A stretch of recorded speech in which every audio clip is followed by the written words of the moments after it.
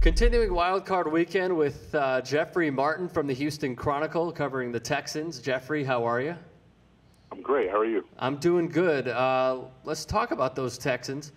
Obviously, they have lost their last three. TJ Yates, is he all good to go? Is he 100% for this game? He's not 100%. Has a separated non-throwing shoulder, but he's going to give it a go. Hasn't really hindered him much, or so he says. He's looked pretty good in practice this week, so I don't think it's going to be a problem. He's going to give it a go. Gary Kubiak has grown pretty fond of him, and I don't think you'll see Jake Delhomme unless it's injury-related. I don't think it'll be a performance-based cameo, I guess, by Jake if you see him. Another guy who has been injured, who is obviously a game changer for the Texans, Andre Johnson. His status, what's the update on him? Andre is a full go. He probably could have played 2 weeks ago. They held him out just precautionary reasons at Indianapolis. He was pretty frustrated about that, but let it go. Played, I think like 15 to 20 snaps in the finale. But he looks sharp as well. I mean, he's snatching everything out of the air. Looks real crisp, and he's really chomping at the bit here, his first playoff appearance. How many times do you think they will, the Texans that is, how many times do you think they will run the ball against this Bengals defense? I think the formula for them, I think everybody realizes that that's, what the Texans want to do. But I also feel like if you go back and look at the last time they played the Bengals, they took shots early. Jacoby Jones dropped what would have been a certain, 78, 80-yard. I'm not sure if it was that long, but it was a certain touchdown. It was a bomb, and it hit him in the hands. And, it's the Jacoby Jones story all over again. He couldn't haul it in. But no, I anticipate them running a lot, but I also think they're going to throw early to get a lead, and I think they'll salt the game away that way.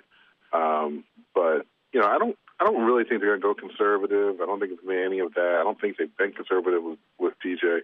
But I think it'd be a fool not to run the ball. They got three running backs that are pretty quality guys, obviously highlighted by Arian Foster.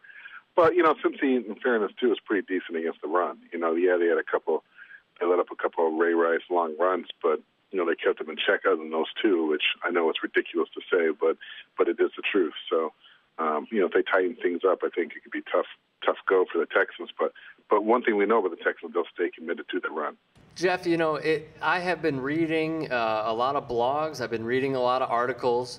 It seems like a lot of people are picking the Bengals, even though TJ Yates, as a rookie, is facing off against another rookie. Why do you think a lot of people are picking the Bengals over the Texans? Meanwhile, the game is even in Houston. Because a lot of people just look at the last three games. I mean, they say, they're like, oh, you're going into the playoffs and you're not hot, you're not doing this, you're not doing whatever. All I can say is I just want to give people a little anecdote. I've seen this team all year. I practiced and whatever. The other day, Monday, first time out there, I saw Andre Johnson lined up left. I saw James Casey come out of the backfield and split inside of him. I thought the offensive line that had, two All-Pros today, or one All-Pro. Another guy was pretty close, in Chris Myers. That line was in place. Mike Brazel's back. On the other side, I saw Owen Daniels. I saw Kevin Walter over there. Arian Foster in the backfield. These guys, there's weapons here on offense. Mm-hmm. Okay, you haven't had this all year. And so I think that's what people fall into, they haven't scored more than 17 points or whatever. Well, no, because they've been missing a lot of guys. And they, and I don't know. I just feel like I'm not going to sit here and say Andre the savior because he's not, and who knows how many plays he'll go. But I'll tell you what, especially with that secondary, and I'm a Bengals fan saying this, so I know all about the Bengals. I know their strength. Okay, yeah, I didn't know that. Okay, this is a hard one for me, yeah. But I can tell you that matchup. If I was just looking as a fan only, if I had nothing, if I wasn't covering the game, I would say I'm terrified on how you're going to deal with Andre Johnson, just because, with Leon Hall, I would have liked it. I still thought Andre could do what he wanted, but Nate Clements banged up, that scares me.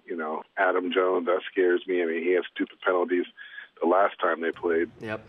And then it just opens everybody up free, and they love throwing the ball to Arian.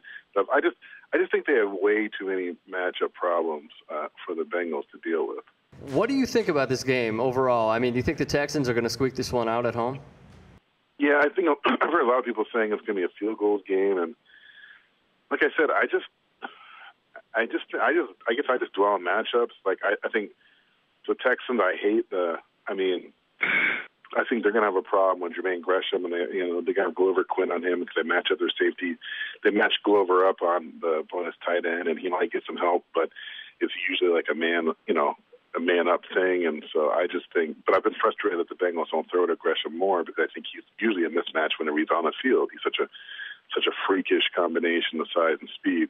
And I think AJ Green, I thought in the first matchup had his way with J. Joe, and I actually asked J. Joe about that, and J. Joe kind of disagreed with my take, which is fine.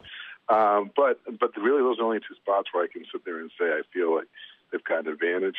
Like I think Cincy's defensive front is big, but I don't think they're speed guys, and I think the Texan offensive line, I think it's one of the better ones in the league, and I think they handle those guys well. I think when they get speed rushers, those guys definitely frustrate the Texans, but the Bengals will have those guys, So that's not a concern, and so I guess my point is I just look, and like I said before, I think the Texans have a lot of.